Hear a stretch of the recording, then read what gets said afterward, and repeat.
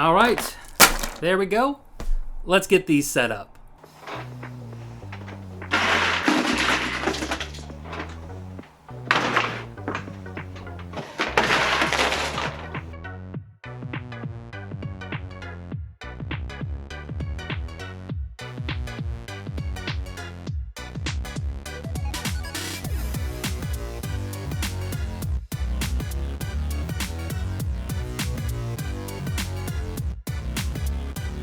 Look at this guy. Look at this guy. He's playing the bagpipes.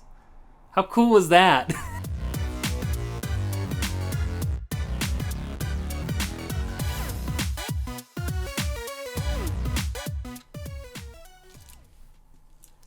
Starting with the movie Toy Story, I've always been fascinated with little toy soldiers. Something about the way they worked in the movie as a cohesive unit, accomplishing large tasks as small little figures around the house, going on covert missions and all that. It was all so perfect and thought out.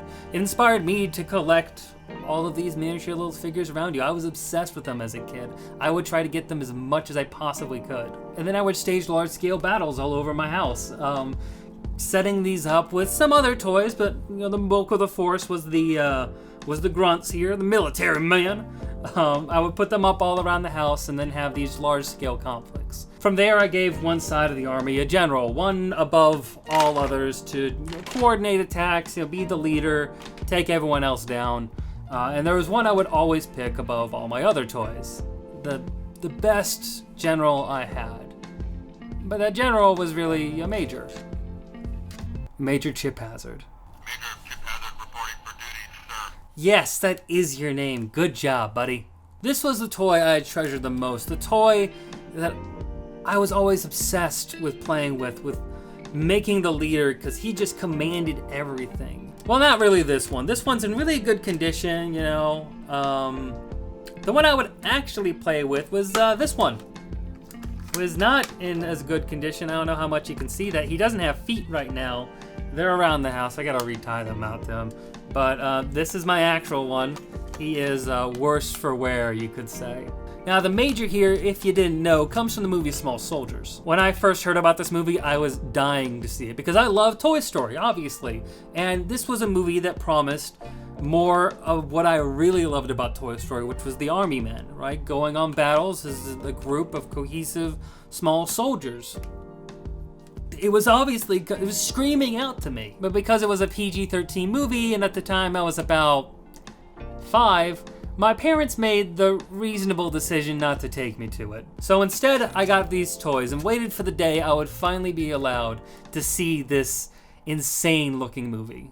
Small Soldiers centers on a boy named Alan Abernathy, who is the typical 90s kid whose dad runs a toy shop that sells classic and craft-type toys and stuffed animals, with a strong store rule of no war toys. Alan is left to run the store by himself one day, and when he takes a new shipment in, him and Joe, the delivery truck driver, get talking about some interesting new toys he spies in the back of the truck. They crack a few open and find these very advanced toys that walk and talk and respond to voice commands. One is the grizzled army officer Major Chip Hazard, the leader of the Commando Elite. The other is the leader of the Gorgonites, Archer, who kinda looks like a cat man with a horn. They're produced by a toy company that was recently bought out by a military contractor who then, with very little oversight or testing, put mega advanced computer chips in their toys that allow them to become sentient learning beings and bring mayhem to this sleepy suburb. Tale as old as time, really. Brings me back to the first line of Bionicles being packaged with a thermonuclear warhead.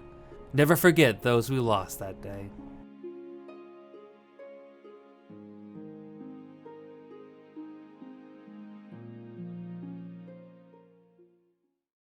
Alan is able to convince the truck driver to let him take a set of Gorgonites and a set of Commando Elite to try and sell them before his dad gets home from his conference. It goes about as well as you'd expect. We are the Commando Elite. Everything else is just a toy.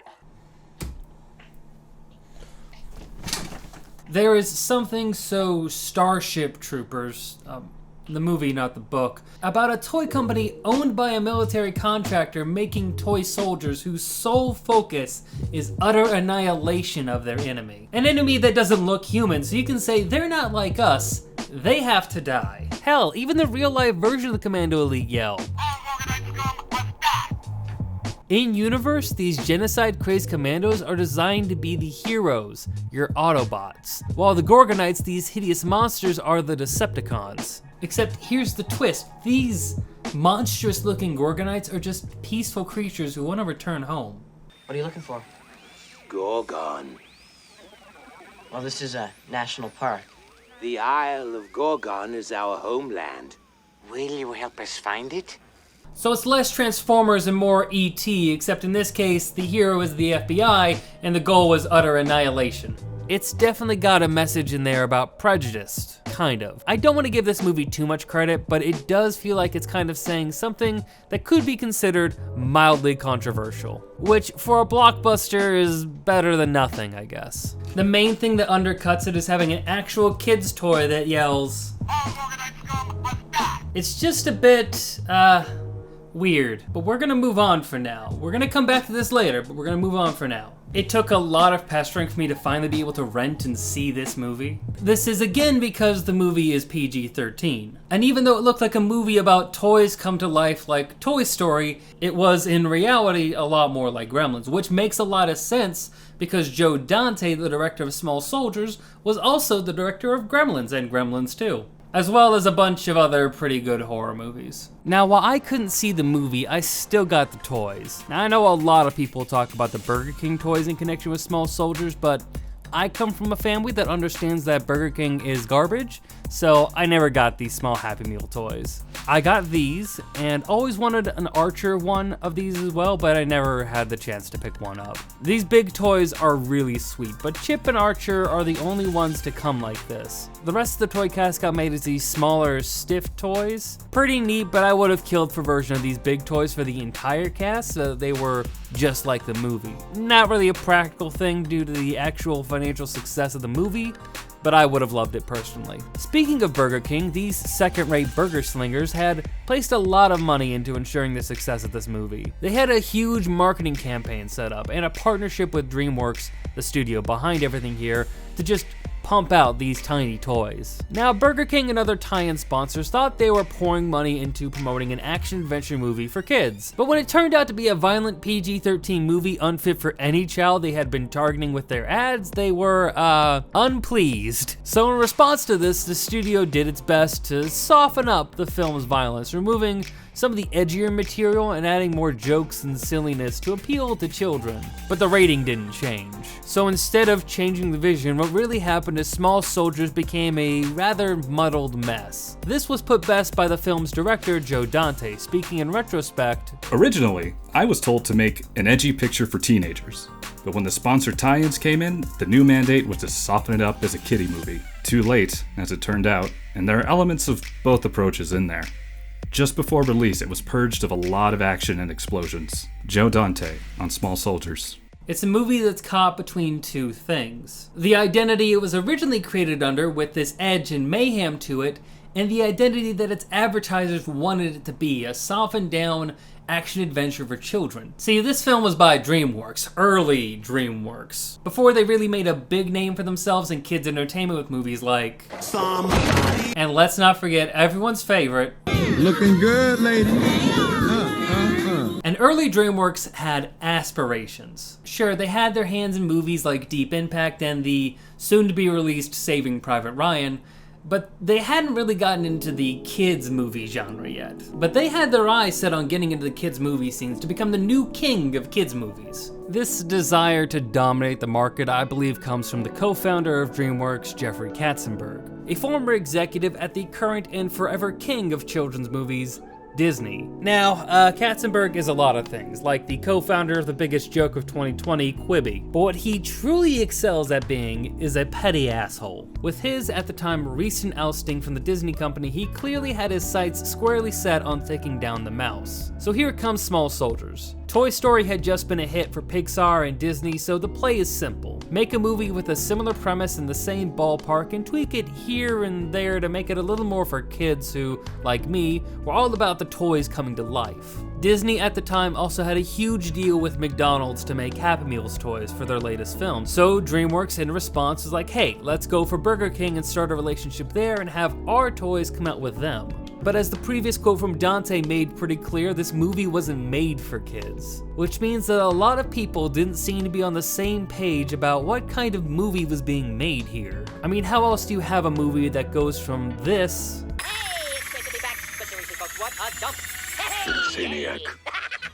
to this? You've been a bad boy, and now you must be punished. How can you have a movie that has characters that actually vocalize how we make violence acceptable to market to children, while also having Chip Hazard give a ridiculous speech cobbled together from other famous speeches? So remember, you are the best, of the few, and the proud.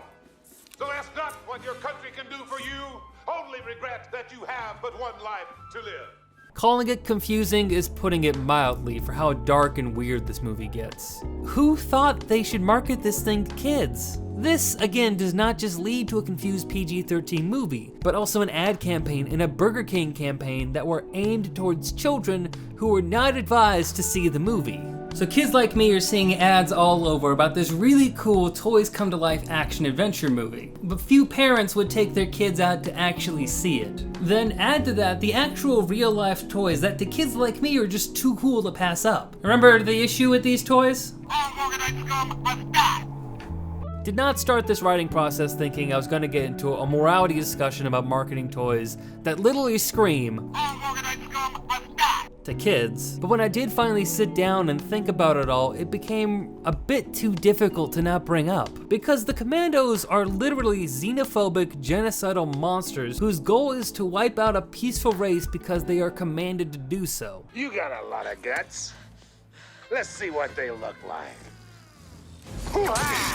I had wanted to talk about how cool Tommy Lee Jones is as the voice of Chip Hazard, how the practical puppets and the CGI models combine together to make these toys feel alive but still plastic, how great this soundtrack is, or how ridiculous Phil Hartman is in his last screen appearance. I think World War II was my favorite war. This ridiculous suburban dad and his giant TV antenna that is just so 90s that it hurts. I'm here to negotiate the surrender of the, Gorgonzolas. Favorite part of the entire movie is this all-out war these people have with a bunch of toys wielding these weapons they've improvised, like this flaming tennis launcher or this ridiculous gyrocopter Chips got by the end of the movie. Vehicles equipped with nail guns or these like mini cars for kids that I've always wanted but could never afford. These weapons made from household items are something I find so creative. It feels like a practical thing an army of super intelligent murder dolls would do. But then I still keep thinking about what this movie's message is. Is it trying to say anything? And even if it's not, what's the message it's actually portraying either way? What's the message that I took away from it as a youth? How did it impact my views on violence, of war, of the glory of combat? Not that this movie made me a violent person, of course not. But what was the message my mind was absorbing from it? It's weird sometimes when you realize the messages behind the toys that you played with as a kid.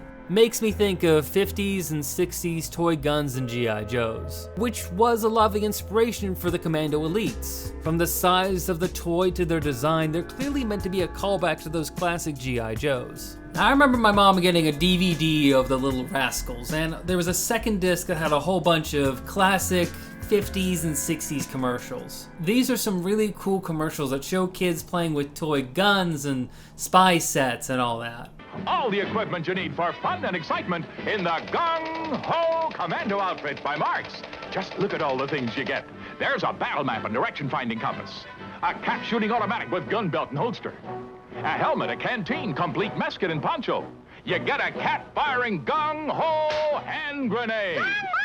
This one always stuck out to me the most. It comes with a machine gun, a pistol, a holster, a cap grenade, a helmet, ponchos, compasses. It even has a mess kit. It is insane how much stuff is crammed into this set. It looks so fun as a kid. I wanted one so much. All this stuff so your kid can feel like a real little soldier. I always thought this was the coolest thing, and I was so jealous of kids who got to play with stuff like that. We got Nerf guns and water pistols and all other toys to simulate war. Little green army men that you can set up and reenact your own battles. Always loved these plastic little toys. Favorite part of the original Toy Story is still seeing that tub of army men in action. As I get older though, I become less and less certain how I feel about these. Gung Ho seems like a bridge too far, literally having children become immersed in a culture of war and glorified violence. But on the other hand, Nerf guns still feel fun and silly. Maybe it's just the way these companies rebrand advertising violence to children. One of the best lines in the movie is when the CEO of Globotech, Gil Mars, a man who's a literal war profiteer and also has the last name of the Roman god of war, says this. Don't you think that's a bit violent? Exactly. So don't call it violence. Call it action. Kids love action. It sells. Besides, what are you worried about? They're only toys.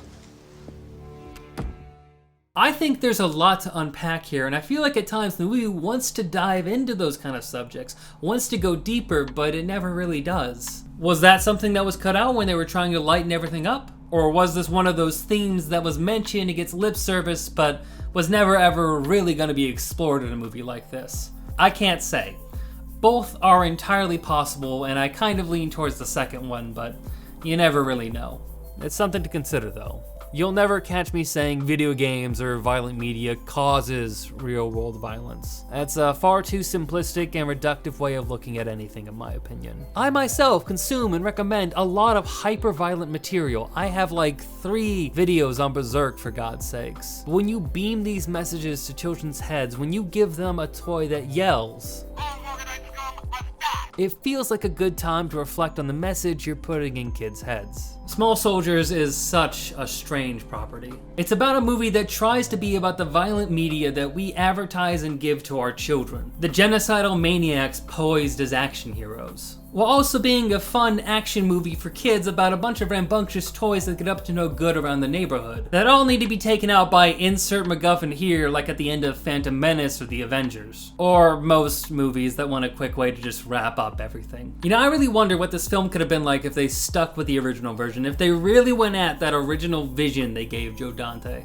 Would it have been a masterpiece? No, probably not at all. I highly doubt that would have ever happened. But it's always one of those what-if questions about just another 90s movie corrupted by corporate vision. Even so, Small Soldiers will be a movie that lives on forever in my heart as my favorite childhood movie. And that's all I got for you now. Thank you very much for watching through this video. This one took a while to write. I actually have been writing this one since like the beginning of this year. I got some help on this from my friend Cara, Cheratomo. You should check her out if you haven't already. She's a really great writer. She also is doing on her Patreon, if you go to her Patreon, she does writing consultations, which is what she helped me with. And I highly recommend it. She's great at those. She really helps you get into your own mind and bring out what you're really trying to say. Can't recommend her enough. So go check out our Patreon if that's something you're interested in. I myself, though, I'm going to go on a search for Gorgon and also probably clean up the big mess of toys that's off camera. So until then, like, comment, subscribe, and it would mean the world to me if you could share this video with people you think could be interested in it. It really helps the channel, and I would really appreciate it. Thank you. Thanks again for sticking around, and stay rad.